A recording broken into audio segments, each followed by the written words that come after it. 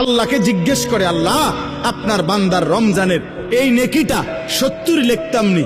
আল্লাহ বান্দার দিকে তাকাইয়া যখন দেখে গুনাহ থেকে মুক্ত, আল্লাহর জিকিরে তার জিহ্বা ভিজা, আল্লাহর মহব্বত তার কলিজার মধ্যে, সুন্নাত মোতাবেক তার জীবন, আল্লাহ তখন বলে না 70 না 700 লেখো, 700, 7,000 লেখো, 70,000 লেখো, 7 লক্ষ লেখো, 70 লক্ষ লেখো, 7 কোটি লেখো, 70 কোটি লেখো, 70,000 কোটি লেখো।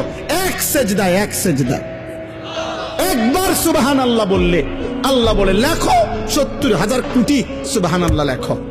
কোন বেলায় আল্লাহ মহব্বতের জোশে, আল্লাহ তার মায়ায় আল্লাহ বলে, ফেরেশতা তুমি লিখো না, আকতুবু, আমি আল্লাহ নিজেই লিখবো। এই নেকি তুমি দিয়া পারতা না, আমি দেবো আমার বান্দার নেকি। বলেন বাপ, বলেন।